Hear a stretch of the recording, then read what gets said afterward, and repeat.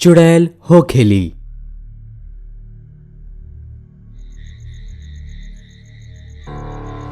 प्रज्ञा अपन बाबूजी सुभाष के देहांत के बाद बहुत उदास रहे। ना तो कुछ खावत रहे, ना ओकर कुछ काम में मन लगत रहे। 1 महीना गुजर गल रहे, पर वो अब तक मातम के सागर में डुबकी लगावत रहली। प्रज्ञा के बाबूजी के मौत कैसे भइल रहे ओकर अब तक कुछो पता ना चलल रहे। आपन बाबूजी के हत्या के उलझन अभी तक ओकरा के अंदर से खावत रहे के तभी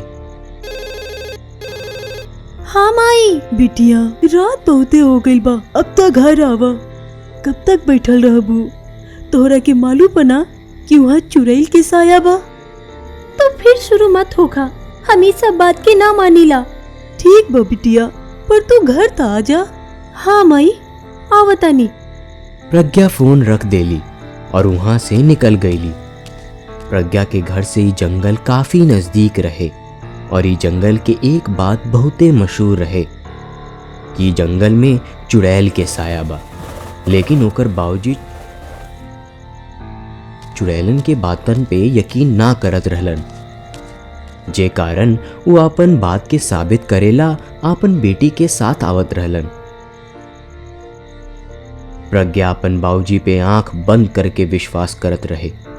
एहिला अपन बाबूजी की याद में वो यहाँ आवत रही। जंगल के रास्ता बहुते सुनसान रहे और वहां बस जंगली जानवर के आवाज सुनाई देवत रहे। प्रज्ञा के वहां डर ना लागत रहे। तब अचानक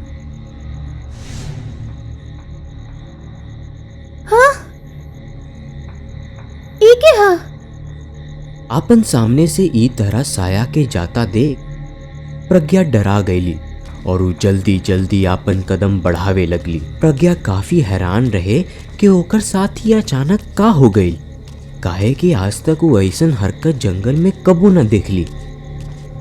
डरायल प्रज्ञा अपन घर पहुंच गईली। वहां प्रज्ञा के घबरायल देख के उनकर माई पूछली, का भाई प्रज्ञा, तू इतना घबराइल काहे बारू? कुछ ना माई, बस ऐसे ही। आज तक तो हम तोहरा के ऐसे कब्बू न दिखनी। बतावा का बात बा? पता न माई, पर आज हम जंगल में कुछ अजीब दिखनी हा। कहीं तो चुड़ैल की तरह दिख लेलू हा? माई, ये सब कुछ ना होला। हम और बाबूजी तो जात रही सन्ना रास्ता से, हमने के कबहू कुछ ना बुझाइल। पर गांव में तो हर जगह यह बात होता कि वहाँ एगो चुड़ैल के साया बा। माई बस करा, अब हम सोते जाता नहीं। आज तो कुछो खा लेना। ना माई, हमरा भूख नहीं खे। बिटिया अगर तू ऐसन करबू तो हमार का होई? तनी देखा तू कितना दुबरा गल बारू। बोल देनी नु कि हम कुछ ना खाए। प्रज्ञा के माई खुद के संहारे के साथ ही अपन बेटी के भी संहारे की कोशिश करत रही।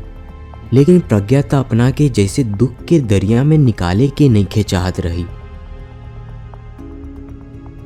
कितना दिन ऐसे ही बीत गए। पुलिस प्रज्ञा के बाबूजी के लाश खोजे में जुटल रहे, लेकिन लाख कोशिश के बाद भी लाश के कुछो पता ना चलल।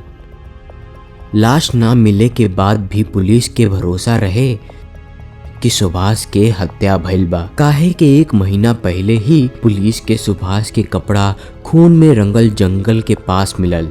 वो कपड़ा बहुते फटल भी रहे। पुलिस के ई शक होत रहे कि कहीं सुभाष के लाश जानवर तो नहीं खा गई। लेकिन ई शक के यकीन में बदले के खातिर पुलिस अपन जांच पड़ताल में लगल रहे। वहाँ प्रज्ञा ई बात से अनजान दोबारा जंगल में पहुंच गईली।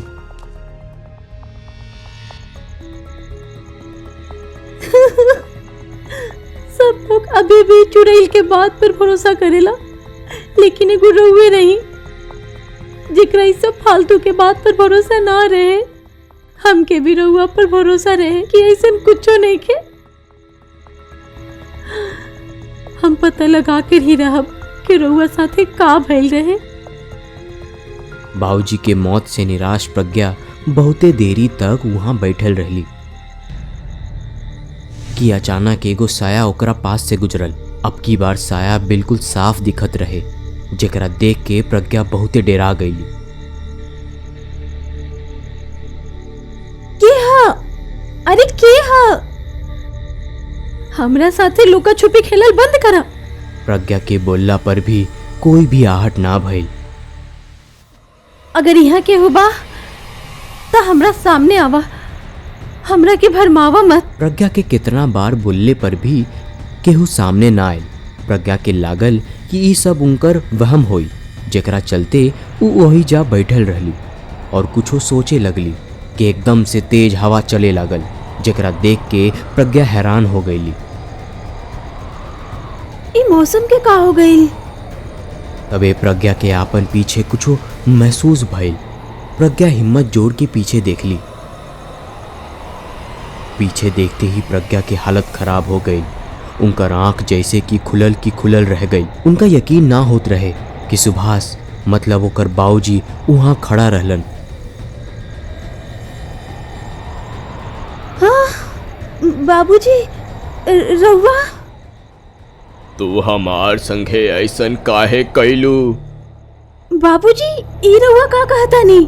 अपन बकवास बंद करा और चुपचाप बतावा कि तू ऐसन काहे कैलू। हम का अकेले बने बाबूजी? हमार बेटी कहाँ बिया?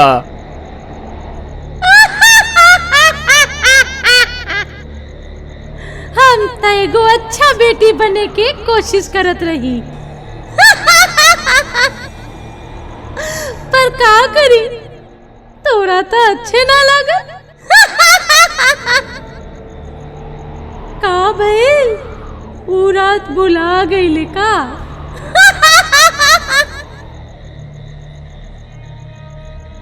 बबुनी, गांव वालन के बात सच मत मनिहा, ऊ लोग झूठ बोलेला। बाबूजी, हमरा तो चुड़ैल के बात सुन के डर लागेला। अगर ऊ साचो में आ गइल ता? बबुनी, चुड़ैल जैसन कुछो ना होला। बाबूजी, चुड़ैल होखेली। बबुनी, ना होखेली और डरे के कोनो बात नहीं खे। बाबूजी, होखेली। चुड़ैल होखेली सुभाष, मान जा, चुड़ैल होखेली। सुभाष डर के मारे थरथराए लगलन और वहां उठ के खड़ा हो गईलन।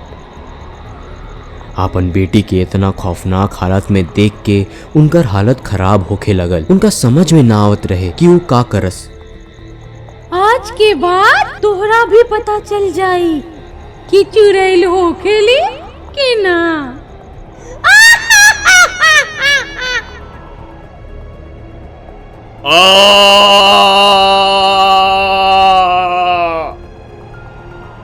तू ना मनला सुभाष कि चुड़ैल होखेली, त तोहरा के सबक सिखावल जरूरी रहे।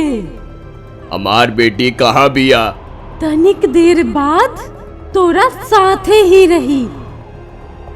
का करी, एकर शरीर के खून कुछ ज्यादा ही मीठा रहे और हमरा छोड़े के मन नहीं करत।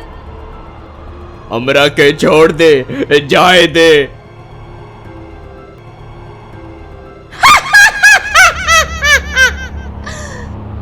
अभी है तोर जिंदगी बा, भटकत रह तू, ताकि गांव वालन के भी पता चले कि चुड़ैल होखेली। हमरा के और हमार बेटी के बख्श दे। कभी ना।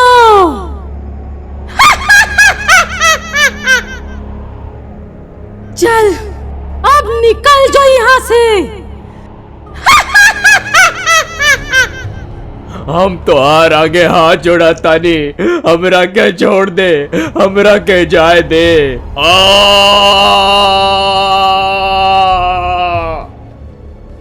गांव के जंगल में चुड़ैल के होखे के अफवाह ना बल्कि सच रहे। सुभाष ई बात के ना मन ले, जेकरा सजा चुड़ैल उनका दे देली। और ऊ उनकर बेटी के साथ भी उहे करत रहे। अगर कोई कहे कि चुड़ैल ना होली त अंजाम बहुते खौफनाक होई। अगर रउरा लोग इनके हमनी के कार्टून पसंद आवता तो एकरा के लाइक करी, शेयर करी और सब्सक्राइब भी करी। और हाँ, बेल आइकन दबावल मत भूलें।